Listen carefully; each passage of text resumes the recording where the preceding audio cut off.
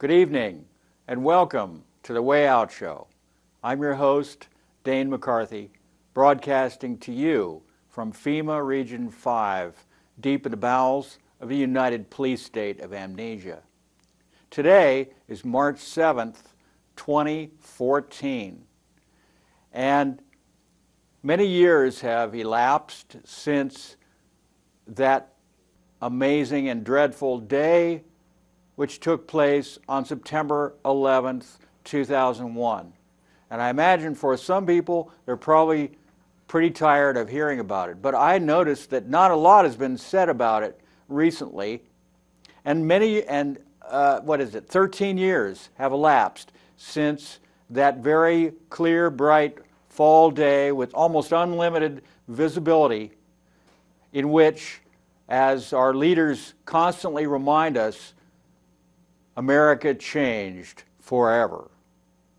And what I want to show you today is just a small but very important piece of an enormous puzzle which has never been solved to many people's satisfaction. And that is concerning Building 7. Now, some of you may not have even heard of Building 7, especially you younger people who were just little kids 14 years ago. But Building 7 was part of the World Trade Center complex in New York City. And at approximately 4:30 p.m., several hours, like 6 hours, after the second World Trade Center tower fell, World Trade Center Tower Building 7 also fell. And it collapsed like the first two towers, Buildings 1 and 2, into its own footprint in near free fall speed. In other words, if you look at the video of the World Trade Center Building 7 collapsing, it fell almost at the speed at which someone standing on top of Building 7 would have, let's say, thrown over a bag of rocks. It fell almost at that speed, and that's pretty darn fast for a 48-story skyscraper office building. Very well constructed, steel girders welded together, steel girdered building. Just a standard construction for a skyscraper in New York City or anywhere else around the world. Just as Buildings 1 and 2 were also built of enormous steel beams, an enormous superstructure going up all the way through the Twin Towers, both of them, and a very dynamic and forward-looking and well-constructed buildings, both of those buildings were. But we have to look just at Building 7 today, because the whole puzzle, the whole scenario, the whole story, the whole body of evidence is so enormous.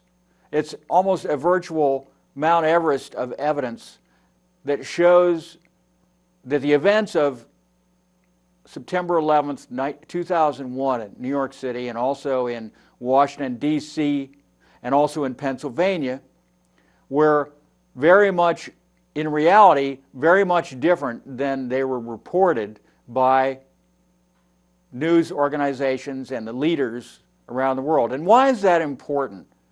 That's important for today because for many years, and even to this very day, our leaders and other leaders around the world use 9/11 as a pretext for any number of conflicts, wars, invasions, and financial strangleholds that they put around countries, and the list goes on and on and on of the essentially illegal acts that are oftentimes blatantly against international law that have been used and justified by the specter of 9/11. And you will see every president, I won't get into that today, but every president, every politician, when they are backed into a corner, will always rely on 9/11. They'll say, well, what about 9/11? What about 9/11? They hit us really hard on 9/11. We have to strike back. We can never let that happen again. And we realize gradually over time that how convenient 9/11 was for them. How easily manipulated the American people were after being so horribly hurt and traumatized by watching that unbelievable catastrophe unfold on live television all over the world. All over the world. Many people I know were literally traumatized just from watching it on television. Those people who were there were in a state of shock. I think that many people literally got PTSD as a result of that experience. It was a nightmare scenario that has not been seen in this country since the attacks by the Japanese Imperial Fleet on December 7th, 1941 at Pearl Harbor. And this comparison is not something that I've made up, but many historians will say this. It's just standard when it's used. In this, of course, the direct result of the attack on Pearl Harbor was that the United States entered World War II, which had been, the people of the United States had been very reluctant before that, and people like Roosevelt and Churchill were almost tearing their hair out, wondering how they were going to get America into World War II, which was raging in Europe. But Americans thought, this is not our war. Why should we get involved?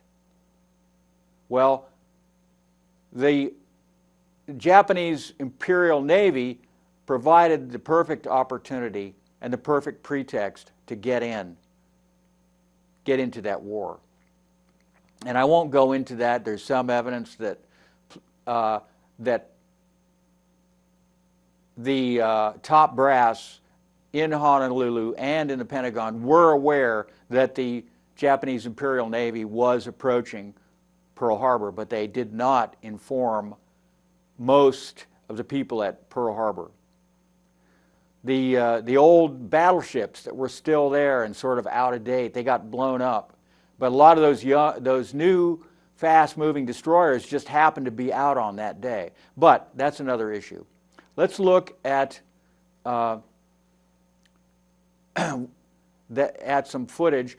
And before we look at it, what I want to mention to you and explain to you is that there is evidence. I have 3 clips from television that were downloaded from television on 9/11. They were broadcast live all over the world. One is from BBC, one is from CNN, and I forget where the other one's from.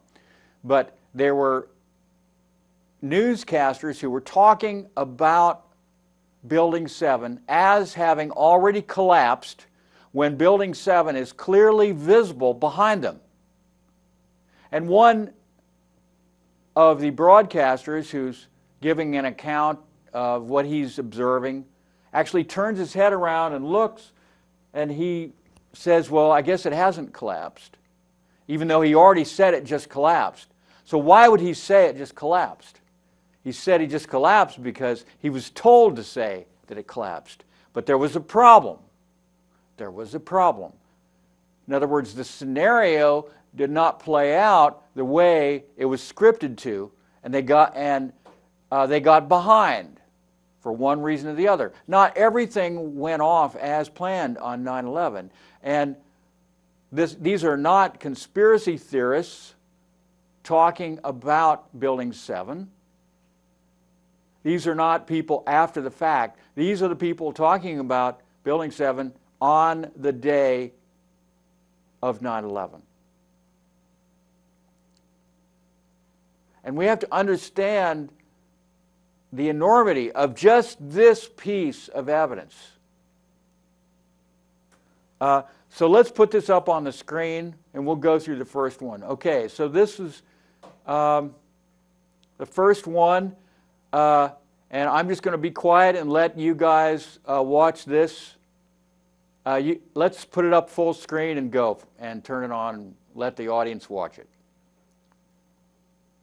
The Israeli leader and any number of governments joining us from Jerusalem tonight, where it is a little bit after 11 o'clock, about 10 minutes after 11. Thank you, sir, for joining us.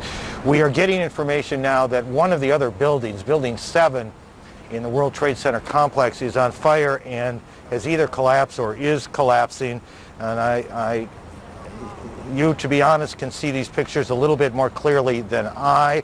But building number 7, one of the buildings in this very large complex of buildings that is the Trade Center, there were, and that is the right way to put it, there were the 2 towers, but then there are a number of support buildings around it, retail spaces, restaurants, office space, garages. The trains come in from New Jersey, bringing commuters, taking commuters back, come into the complex that is the World Trade Center. And now we are told that there's a fire there, and that building may collapse as well, as you can see. We can see, as we look now back downtown, we can see the billowing smoke. It is extraordinary to us, I guess, is how long this scene has gone on. The smoke has not cleared at all. It has not lightened at all. There was that horrific moment when the towers collapsed. And then we've been in this sort of situation ever since, as the fires continue to burn. Rose Arce, one of our producers who has been slowly and diligently making her way to the building, described the fires that she saw in the area of the towers themselves. And clearly those fires continue to burn at about 4:15 Eastern Daylight Time today, in an unbelievable and awful scene in New York. Judy?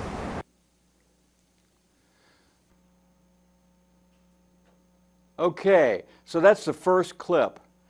And this is a very interesting clip because the building that you looked at in that close-up to the right of the screen, the big boxy building, which is over here, that was Building 7. A couple of times the photographer zoomed in on that and cut to it, and clearly it was there, and you heard the commentator saying Building 7 has collapsed or is collapsing, but it clearly was not collapsing. It was just standing there and not collapsing. So you noticed also, I hope, how nervous and flustered he got when he realized that Building 7 had not collapsed. And he was smart enough, he probably understood the skyline. He knew where the buildings were. He knew what he was looking at right there in downtown Manhattan. And he could clearly see that there was a problem. And he just tried to cover it up and sort of shove it under the rug, and he didn't really go there. And why didn't he go there? This is one thing that we have to realize, we have to understand. Because this man's life almost literally was on the line at that moment. If he had said, or certainly his career was on the line, if he had pointed out to the viewers the reality that the emperor had no clothes at that moment, that the whole scheme, that the whole plan, that the whole scenario, the whole fairy tale which is being told, the whole narrative, that's the word they like to use, the elites like to use the narrative. It's the narrative. The narrative suddenly wasn't working. It wasn't making sense. Because how could anyone have anticipated that Building 7 had collapsed or was about to collapse on that day without having some kind of prior knowledge. And yet he was fed a script. It's amazing to me that they were even going from a script. He had to have been going from a script. You could see that he had to go off the script to try to make it right. What was actually, the viewers were clearly seeing. And because there was a disconnect right there, a mental disconnect happened in his mind that he had to justify, that he could probably barely believe his eyes. He turned around and he looked at it, and he realized at that moment that it was all a fairy tale, that it was all a lie. But he couldn't come out and say it because he knew his career was on the line. What happens to a mainstream CNN commentator if he blows it by telling the truth about what he's seeing with his own eyes in an important event like 9/11? Now, he probably didn't know the whole story. All he was a paid speaker. He looked good. He got the job because he was a handsome, good-looking guy, and he had a good voice, and he was bright. And he wasn't going to give that up to say, hey, Building 7, it's still up there. It's all a lie. They fed me they've been feeding me a script all along, folks. This whole thing is phony. He's not going to say that. He's going to hope that people don't notice. And this clip was pulled very quickly. There were forces that tried to make it vanish, but fortunately, some people were keeping track, and they were recording, and they downloaded this, and they recorded it, and it's still available. Now let's look at the second clip. Okay, again, it's on the same day, 9/11, and it's commentators. So let's go full screen and start that, and I'll shut up while it's playing. News. Now, more on the latest building collapse in New York. You might have heard a few moments ago I was talking about the Salomon Brothers building collapsing, and indeed it has. Apparently that's only a few hundred yards away from where the World Trade Center towers were.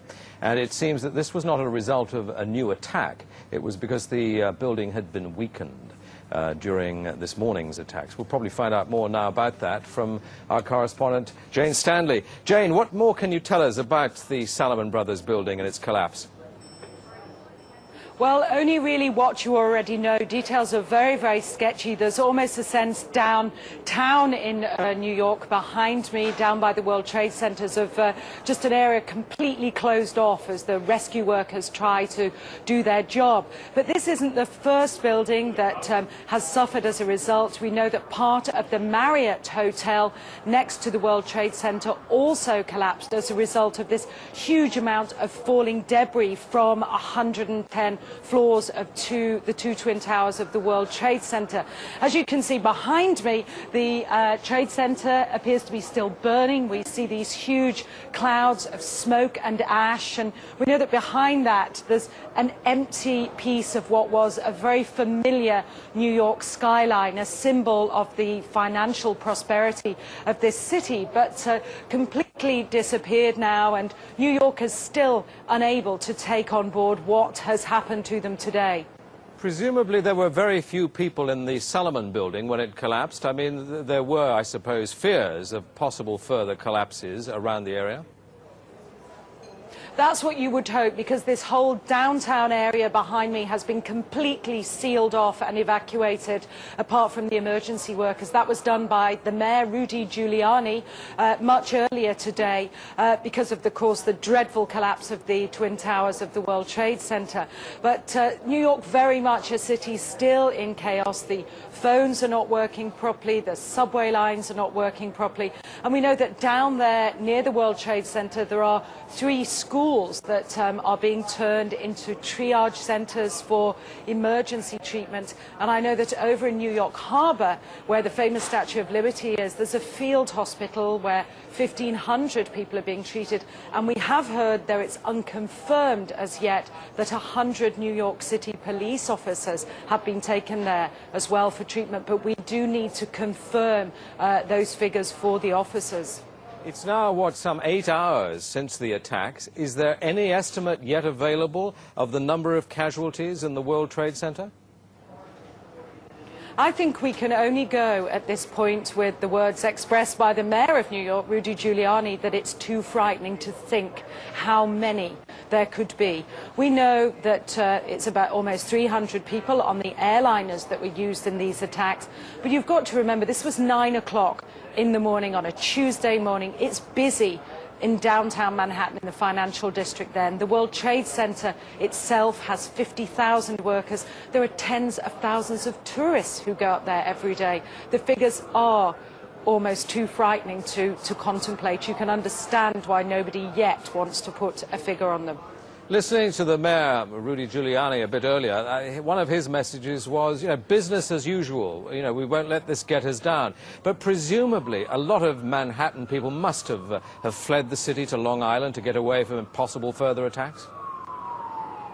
Well, a lot of people were certainly trying to, but you remember that very early on, all the bridges and tunnels to the city, as well as the airports, were closed. New York was sealed, essentially. Now, we do know that the Long Island Railroad has begun running again to get people out of the city if they can, and people who can't manage to get out and perhaps lived in that area, they're being offered accommodation in empty school buildings. But certainly I saw earlier on today huge crowds of people desperately trying to walk up Upper Manhattan to get as far away as possible.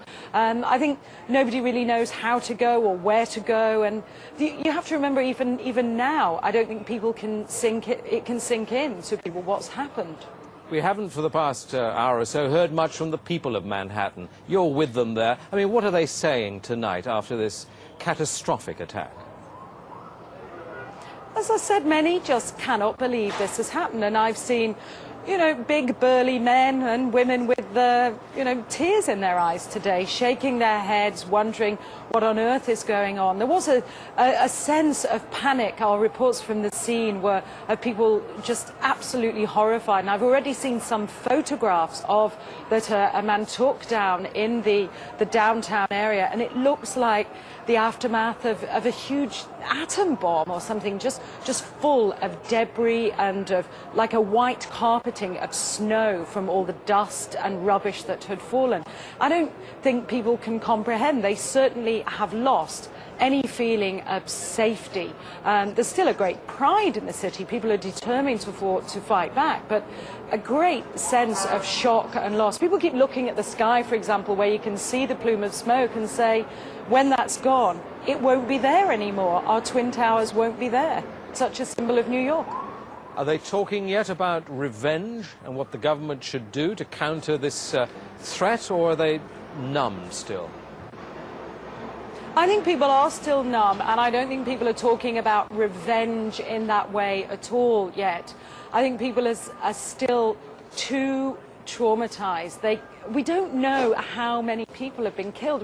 We can't even put a figure. I think when you talk to people they daren't even say how many people might have been killed and injured. And I think that feeling, until the idea of the devastation, people don't really know what to say or what to think. I think they feel the bubble of their security as being in America has definitely been popped. This city and this country will not be the same.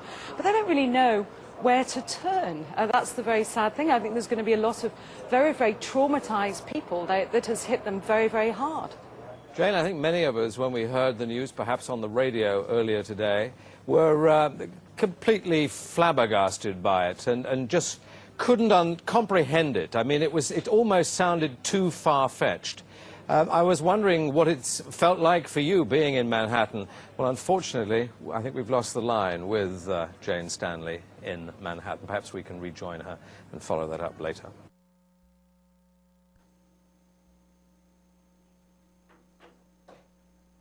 All right. So that's our second clip. And I thought it was interesting that he said that it was almost too far-fetched. And yes, it was almost and was indeed too far-fetched to be believed. But you can clearly see Building 7, which is also known as the Salomon Brothers Building, World Trade Center Building 7, the Salomon Brothers Building. That's what the British call it. And of course, Jane Stanley, the commentator, being a Brit, probably is not as familiar with the skyline of New York and did not have any clue that almost hilariously, Building 7 is right there behind her as she's speaking, and they talked about this for almost 8 minutes, and they did not catch that it was already it was completely standing. And they do talk tellingly about, he asks her, do you think that the American people or the leadership will want revenge? And of course, that was what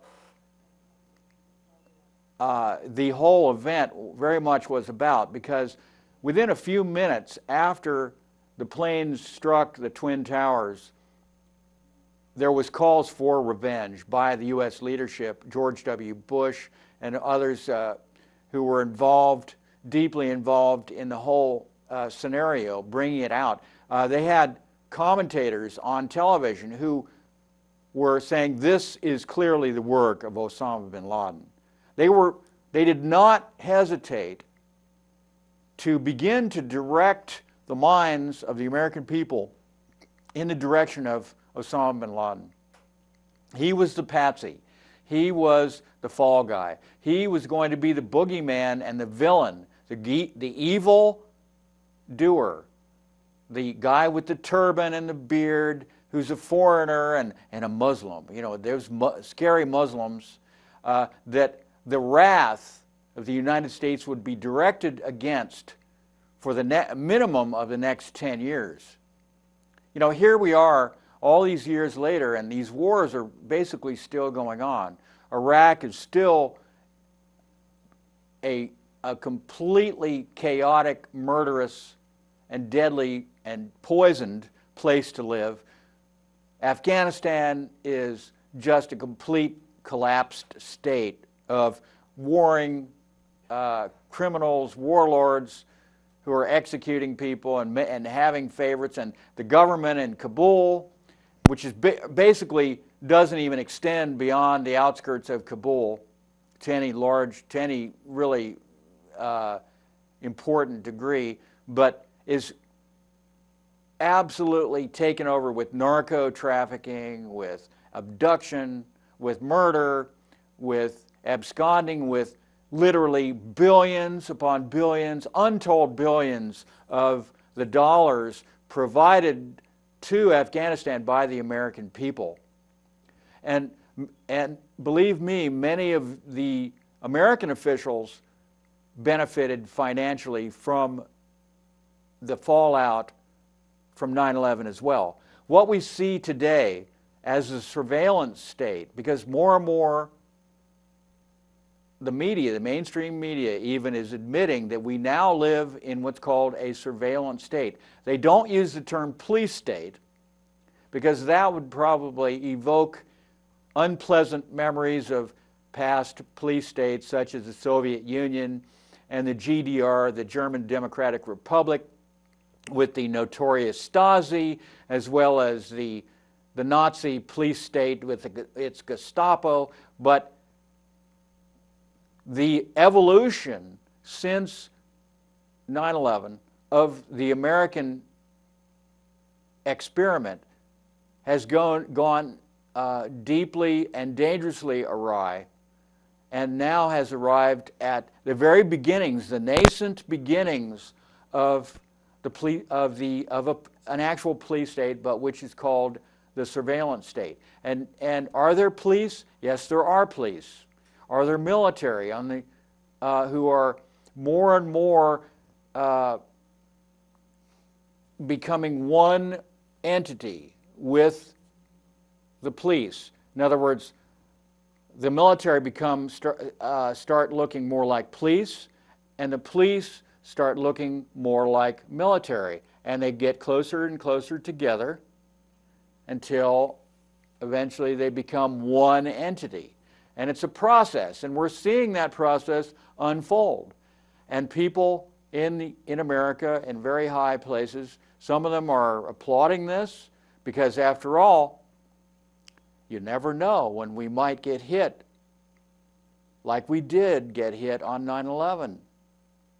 And some people have said, and if we don't have these surveillance powers, I can guarantee you that we will be hit again like we were hit on 9/11. And how can the leadership of this country guarantee that we will be hit again?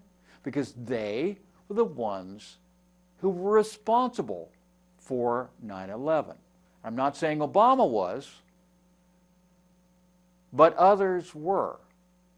And these are older guys now, but they were deeply involved. I'm quite certain that Donald Rumsfeld and Dick Cheney knew everything that was going down on 9/11. In fact, Dick Cheney was in the war room in the basement of the White House and in charge of the country when George W. Bush was down in Florida reading a book about pet goats to a classroom full of school children. Dick Cheney was the one who refused to give the order that would allow NORAD to take control of the situation like they're supposed to do. And people forget that America has the most sophisticated defense system in the world. We have NORAD. Since the end of World War II, the American people have spent literally trillions of dollars in a defense system which stood down on 9/11.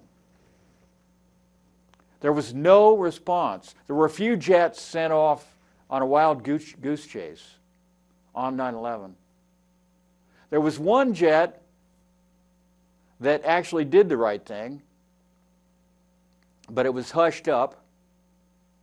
And there were also at least 2 or 3 or even 4 drills going on, being put on by the U.S. military on the exact same day as 9/11. And guess what those drills entailed? You guessed it, terrorists flying airplanes into buildings. That was the drill that was being conducted on 9/11. And we have a audio of a traffic controller being confused and saying, is this a drill or is this real world? Is this simulated or is this real world? He didn't know what he was seeing on his radar screen, whether it was part of a game that was being played out that he'd probably been told about, or if it was really happening. And of course, this turns out to be the modus operandi that is used over and over and over in these so-called terrorist attacks. Just like 7/7, which was the British 9/11, in which a drill that was being conducted in the subway system in London, in the tube system, on the exact same day, at the exact same station, at the exact same time as a drill that was being conducted about terrorists blowing up a train in the tube. On that exact time, a real terrorist blew up a train in that tube station on that same day. And what are the chances of that? No, someone's tried to calculate the chances, but it's astronomically against against the possibility of that happening. The coincidence. Can you imagine the coincidence? But yet, the gullible British people and the people of the world accept the government when it tells them that, 4 terrorists with backpacks boarded tube trains and blew themselves up and killed a number of people, not nearly as many as died on 9/11, but a lot of people died. All right, so let's go on to the third video. It's similar, but it's looks like they're having trouble getting it to come up.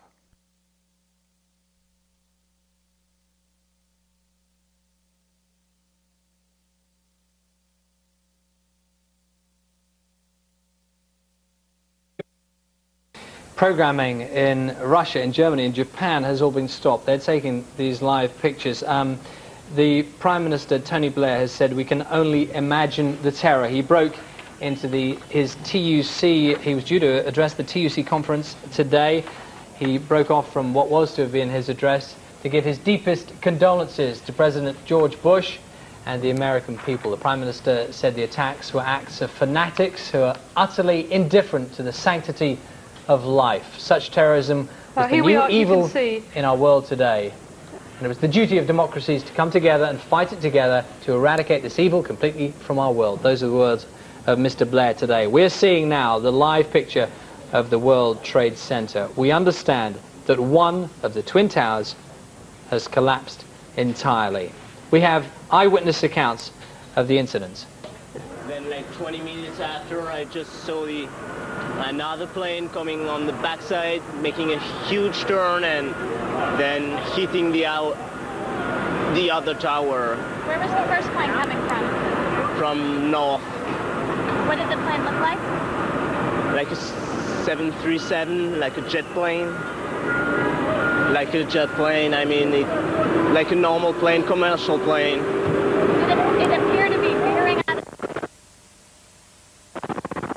We've got a problem with the pictures there, but what we can see is that sections of the other tower are also crumbling. Now, the reason this is happening, according to the website for the World Trade Center, they're actually telling us that the structure, the outside cladding of this building is integral to the safety and security of it. Once you penetrate that, apparently the very structure of the building is under threat, and that's why one tower has already collapsed.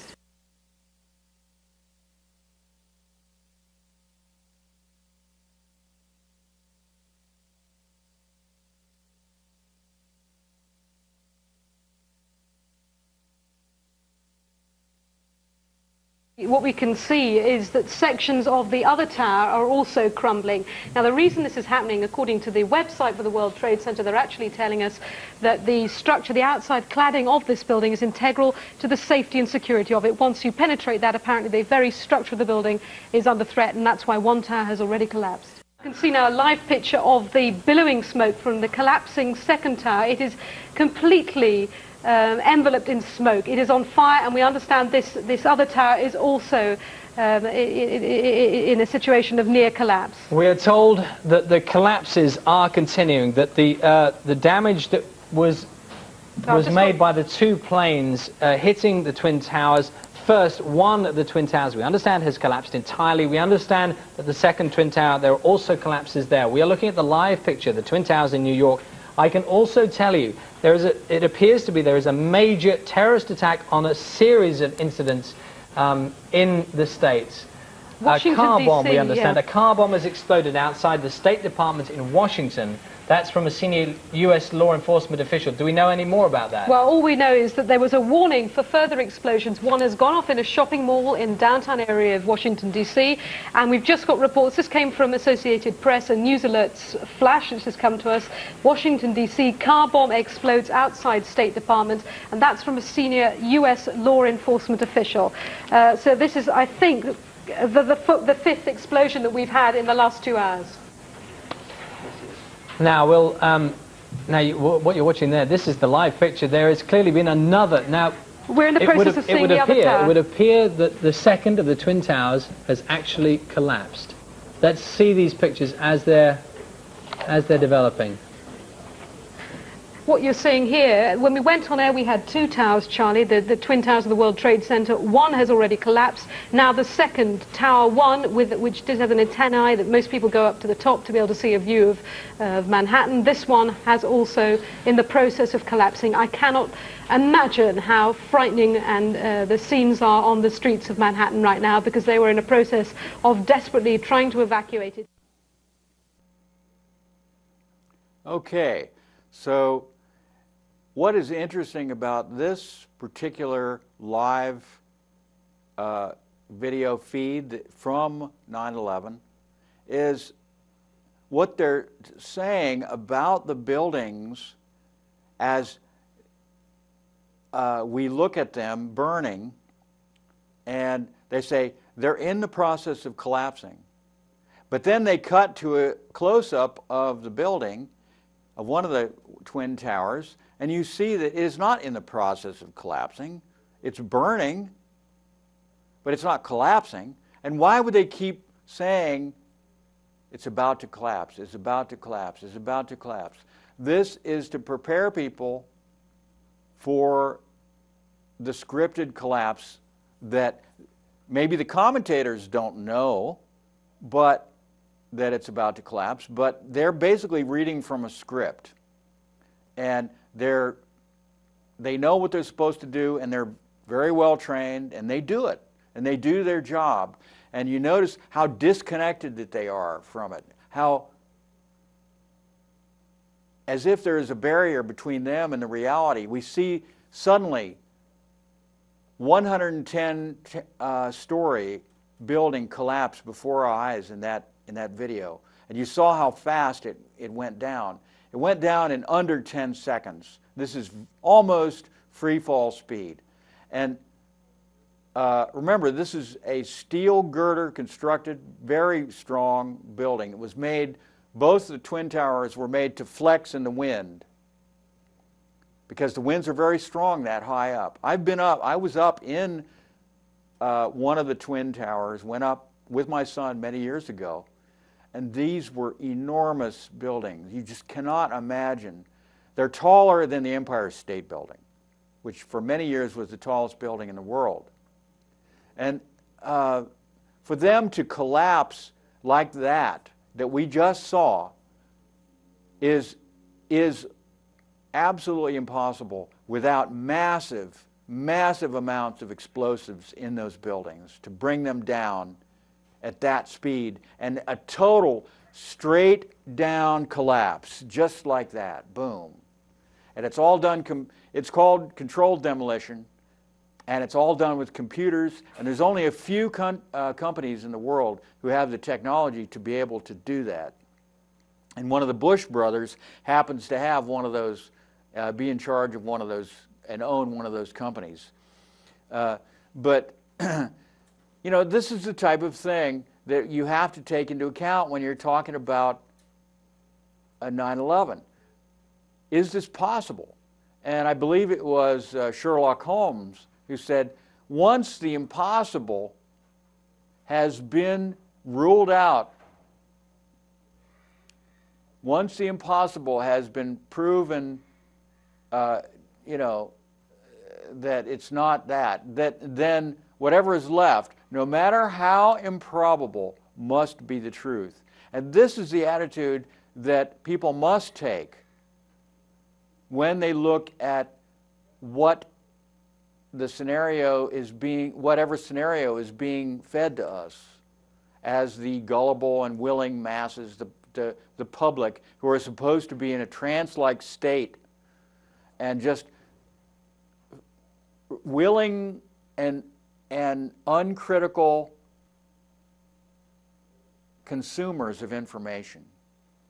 And we're not supposed to question, but one thing we must understand is that if we want to continue as free citizens in a republic, we must question, we must be educated. The framers of the Constitution, the people who came up with the experiment of the United States of America, knew that the only way it would survive would be if the people continued to maintain their educational level very high, and so that they could understand and head off at the pass the insidious attempts by various very powerful forces to undermine that republic. And that's inevitable, that it would happen. They knew, the framers of the Constitution totally understood what would happen.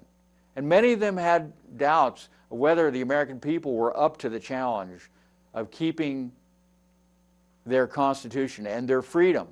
Because never in the past had any people been able to hold on to their freedom and continue to live in a republic. Not even the great experiment, the first great experiment of Athens, Greece, 5th century BC, when they sort of invented the idea of democracy, that people would vote and they would have representatives and they would not be ruled by a tyrannical, all-powerful king, but by a group of citizens who were representatives, and they would vote and decide as a group what to do in the how the direction of the country or the city-state would go. So here we are in 2014, and we're living with the results of what happened on 9/11. And I thought it was interesting that Jane Stanley, I think her name was talking about the carpet of dust in Manhattan. And for those of you who have not seen the carpet of dust, you really should look at that. That's another aspect that many people don't think about when they think about what happened on 9/11. Why would the streets of Manhattan be covered with a thick layer of dust? And I'm not talking like this thick, but I'm talking about this thick in places, or even thicker than that. And what was this dust? It was concrete. Concrete from two buildings, enormous buildings that dominated the skyline of New York City, that had been reduced literally to dust. And how does that happen? There's only one possible way that that could happen. And that is because so much force had been applied to them from the top to the bottom. Not just in one area, not just in the top several floors where the fire was raging, but from top to bottom, from the top floor to the very bottom floor, they would have been blasted into dust. And you saw it. When you saw that Twin Tower fall, you saw the dust blanket lower Manhattan. I mean, we're talking about a cloud of dust, maybe 10 or 20 stories tall, because it showed Building 7. I mean, it looked like about half the building, only about half of the building was sticking out of that cloud of dust. And it was hot. People who were in it said it was hot. It was a hot dust. It had so much energy. It actually knocked people off their feet. I mean, they were flying through the air from the clouds of that dust. And yet, the official cause, the official explanation for all three of the collapses that happened on 9/11 was a pancake collapse. And I'm going to explain again what a pancake collapse is. And we have to imagine that you have a building as a stack of pancakes separated by the structure of the building. One floor on top of the other floor, on top of the other floor, on top of the other floor, and so on, all the way up to the top. And in a pancake collapse, you have one of the floors that collapses down onto the floor below it. And the weight of that floor causes the next floor to collapse. And the weight of those three floors causes the next floor to collapse. And so the weight goes down, boom, boom, boom, boom, boom, all the way down. And that's called a pancake collapse. And what do you have when you look at the building that collapsed?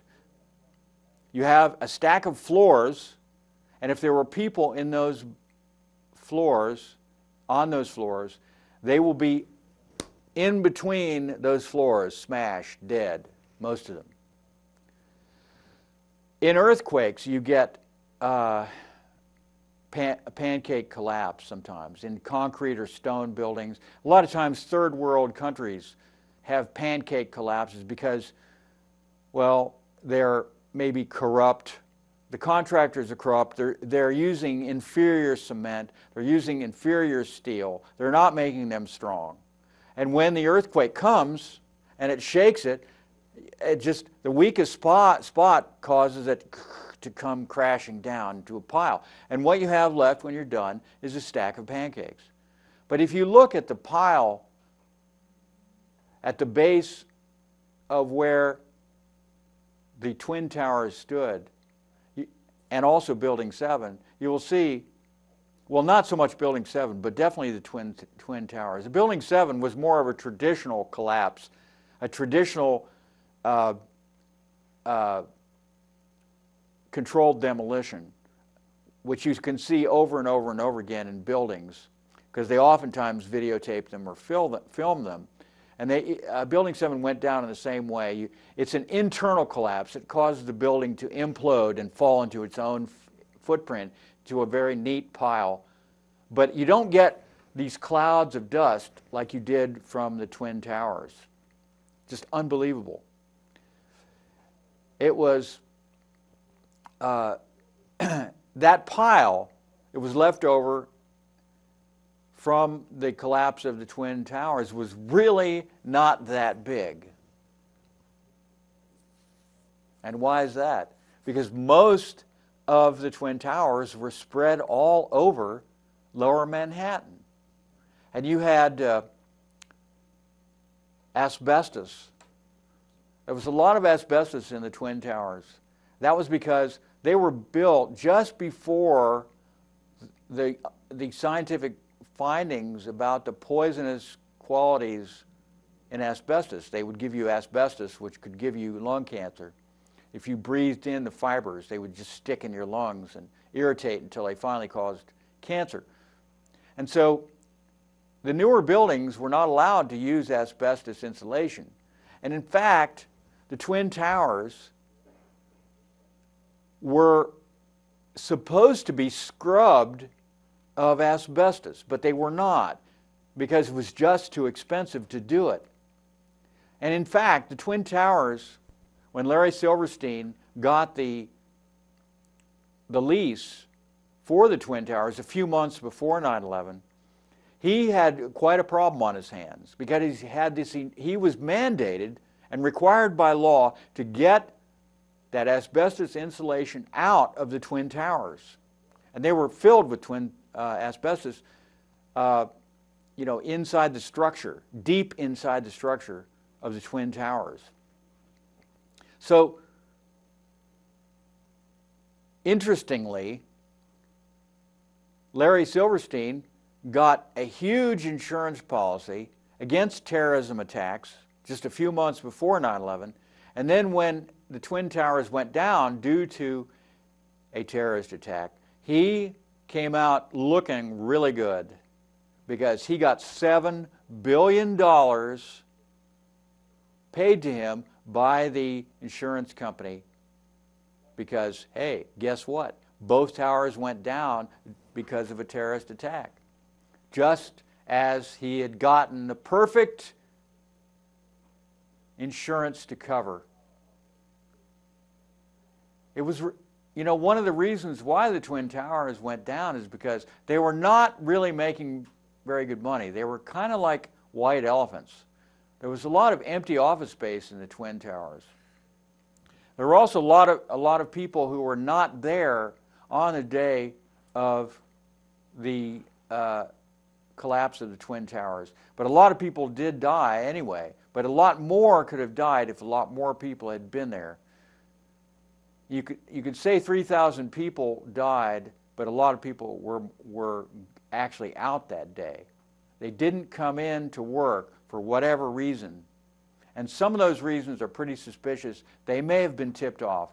We know that certain calls were made to certain people,